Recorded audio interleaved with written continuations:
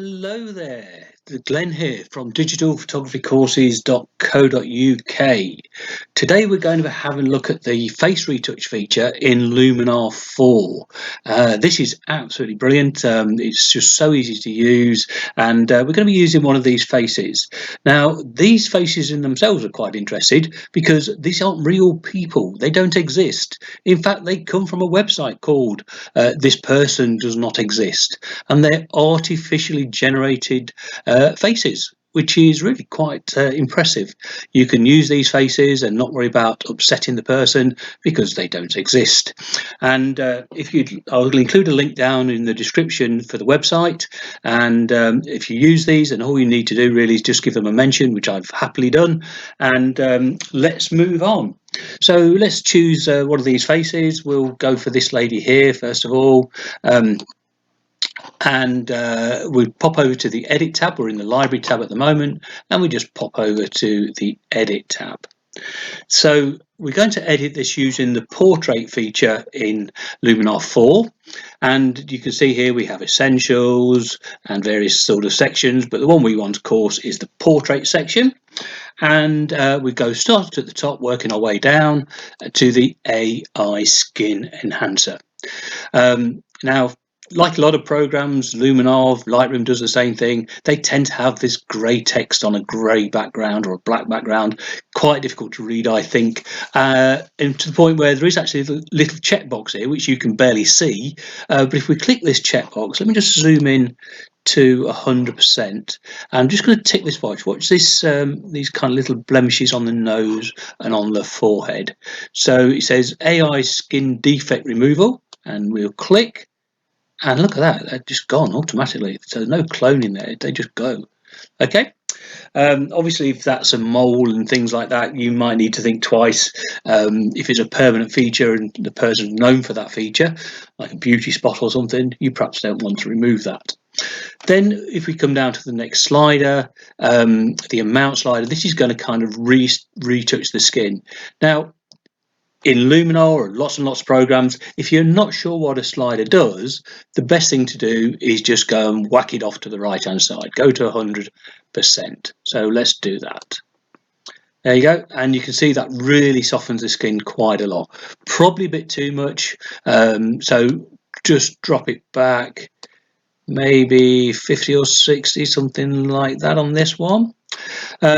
Sometimes also if a person's a bit warm, or you maybe use flash, the face can sometimes get some hot spots on there. You see it a little bit on the cheek maybe, and on the tip of the nose. So we can also have this shine removal, and that just mellows those hot spots down. There we go, around about 50-60% again will do nicely. Yep, I reckon around about 50-60. You've got this edit mask feature. Now this is more advanced, we'll go into that on a later video. Today I just want to keep this super simple. So the next one down is AI portrait enhancer, and this is where we can start to fine tune our picture. So the first one, face light, this is quite clever. Again, if I just take it up to 100%, you'll see what happens. See, it lightens the face. But the amazing thing is it only lightens the face. It doesn't touch the hair or the shirt, just the face. So a little bit of extra light in there helps to kind of bring, there we go, just make the skin glow a bit. We don't need to worry about red eye on this one, but we have got some eye whitening. That is quite bright, but let's just have a look anyway. Again, try 100%, see where it is. It's going to glow in the dark eyes. You definitely don't want to do that. So maybe bring that back. There we go, around about 40-50% on this one. That's quite nice. High enhancer will kind of make those eyes pop a bit. Again, if you go to the top, they'll glow in the dark, kind of scary. So probably, again, about 30-40% is kind of nice. The tricky subtlety on these things. Dark circle removal. Maybe a little bit of dark circles around here. So let's bring that up, shall we? Let's tear it up reasonably high. Yeah, that's probably. Yeah, I think we could probably tear it right the way up actually on this one. Yeah. If you want to see before and after, there's an on-off switch here, and if we just do the on-off switch, yeah, I think that's kind of cool. Next one is slim the face. Not a big fan of this one, but you know, sometimes they say the camera puts £10 on you, so this is a way to lose those £10 in a quick way. So again, if I just whack it up to 100%, just so you can see what happens. Not really keen on this. You can see here, this is before, this is after. Or I could use this switch here. There you go. That's before and that's after. Not a big fan of that one. If you double click the slider, it will zero the slider off. Now she's got a lovely smile, this lady, and sometimes when you smile, what it does is it tends to close your eyes slightly, squint the eyes down. So if that happens, we've got this slider that enlarge eyes, and we can just increase it. Don't go all the way because those just look startled, and maybe again around about 30, 40, 50%, somewhere around there. Okay, all these sliders are to taste. Improve eyebrows. This is what I do like. This really defines the eyebrows. And take this up, you see it darkens them. Again, it's quite impressive how Luminar just finds these things. 100% too much. But I think we can probably go, there you go, 50, 60%. Lip saturation, let's go and throw some saturation in there. Let's make those lips stand up. It'll also, by doing that, you'll make the teeth look whiter. So just bring a bit of red into the lipstick. There you go.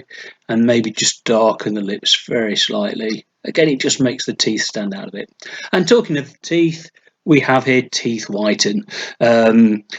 This, again, be careful. It's got lovely white teeth. And again, if you go too much, they will glow. So we'll come back. We probably don't need a great deal on this one. Maybe just 20 odd percent. There we go. That's lovely. Again, there's an edit mask where we can go and sort of define the details, but we're going to keep it simple. And the next one, we have high key. Personally, don't tend to use this one.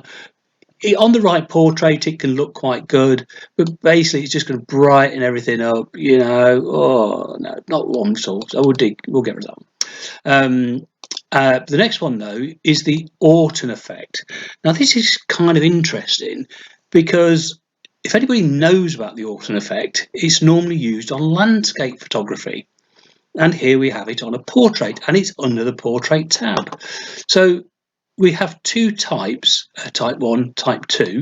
Now you won't see any difference at this stage until you move a slider.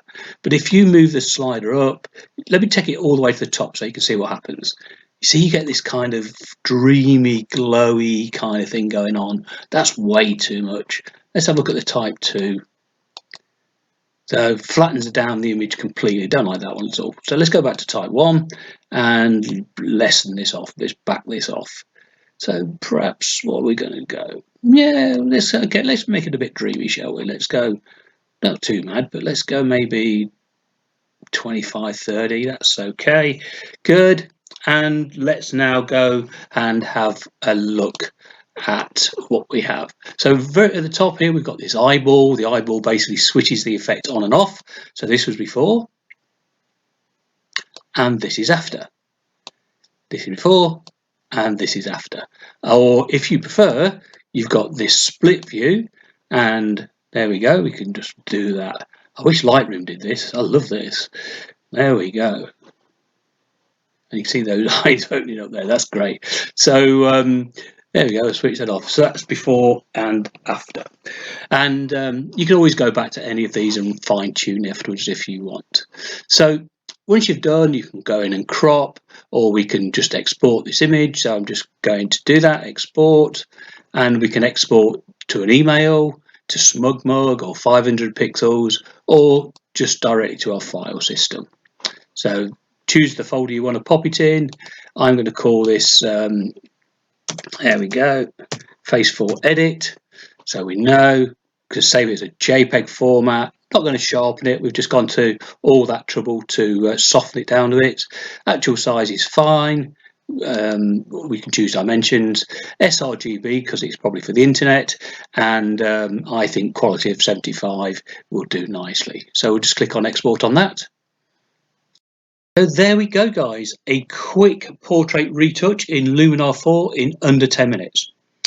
If you'd like to try the program, I will include a link below in the description to the website. And if you buy through that link, it is an affiliate link, then I'll get a small commission, but it won't cost you any more. And in fact, if you use the code Luminar Friend, you can save yourself an extra $10.